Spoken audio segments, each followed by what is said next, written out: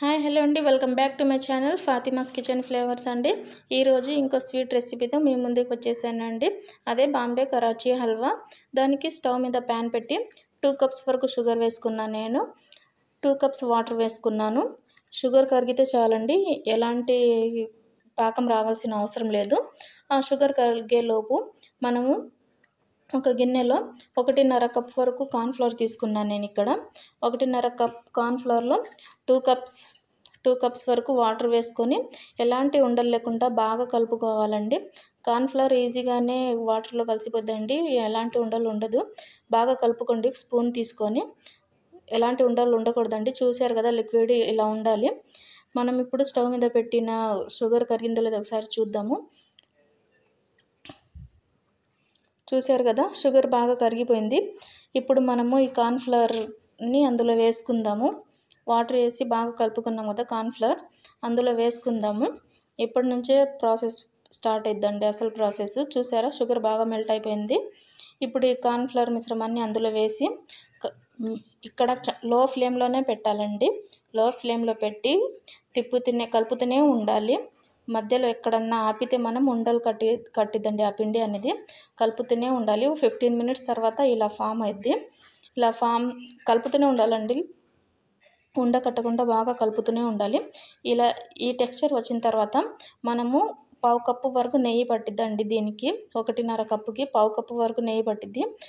మధ్యలో వేసుకుంటూ కలుపుకుంటూ ఉండాలి. ఇలా కలుపుతూనే ఉండాలండి. ఇందులో ఇప్పుడు నేను కొంచెం ఫుడ్ కలర్ యాడ్ చేస్తున్నాను.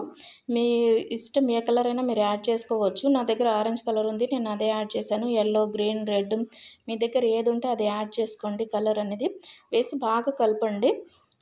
దీనికి మెయిన్ బాగా కలపాలండి, అది కూడా లో ఫ్లేమ్లోనే పెట్టాలి. మీ దగ్గర ఉన్న డ్రై ఫ్రూట్స్ ఏదైనా వేసుకోవచ్చు. నేను ఇక్కడ పంకిన్ సీడ్స్, కాజు వేసుకుంటున్నాను. మీరు ఏదైనా వేసుకోవచ్చు అండి, అది మీ ఇష్టం, డ్రై ఫ్రూట్స్ అనేది. చూసారు కదా, మనకు రెడీ అయింది అని తెలియాలంటే ప్యాన్ నుంచి సపరేట్ అయ్యిద్ది. దట్టు మనం వేసిన ఘీ పక్కన కనిపిస్తూ ఉంటుంది, రిలీజ్ చేసిద్ది ఘీ అనేది. అప్పుడు మనం రెడీ అయిందని తెలిసిద్ది. మనం స్టవ్ ఆఫ్ చేసేసి ఒక ప్లేట్ తీసుకొని దానికి నెయ్యి కానీ ఆయిల్ కానీ గ్రీస్ చేసుకోవాలి. స్ప్రెడ్ చేసేసుకొని దాని మీద డ్రై ఫ్రూట్స్, కాజు, బాదం, పిస్తా ఏవైనా వేసుకోవచ్చండి. మీ దగ్గర ఉన్నవి ఏదైనా పర్లేదు. వేసుకొని మనం ప్రిపేర్ చేసుకున్న ఈ హల్వా ఉంది కదా, ఆ ప్లేట్లో ట్రాన్స్ఫర్ చేసుకోవాలి. చాలా చాలా టేస్టీగా చాలా బాగుంటుందండి. జెల్లీలాగా పిల్లలు కూడా బాగా ఇష్టంగా తింటారు. జెల్లీలాగా ఉంటుంది, ఇష్టంగా తింటారు. ఇలా ఈవెన్గా స్ప్రెడ్ చేసుకోండి. ఇలా రాలేదు అనుకుంటే చిన్న గ్లాస్ కానీ చిన్న గిన్నె కానీ తీసుకొని బాగా ఈవెన్గా స్ప్రెడ్ చేసి 1 గంట వదిలేయండి. చల్లారిద్ది. ఇలా గిన్నె తీసుకొని ఈవెన్గా స్ప్రెడ్ చేసుకోండి. 1 గంట 2 గంటలు వదిలేయండి, చల్లారిద్ది. చల్లారిన తర్వాత వేరే ప్లేట్లకి ట్రాన్స్ఫర్ చేసుకోండి.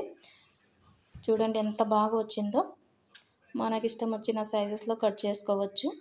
చాలా చాలా బాగుంటుందండి, ఈజీగా అయిపోద్ది. కాకపోతే కలపడమే కొంచెం కష్టం, మధ్యలో ఆపకూడదు, కలుపుతూనే ఉండాలి. చూసారా, ఎంతో టేస్టీ బాంబే కరాచీ హల్వా రెడీ అండి. చాలా చాలా బాగుంటుందండి, ఒకసారి ట్రై చేయండి.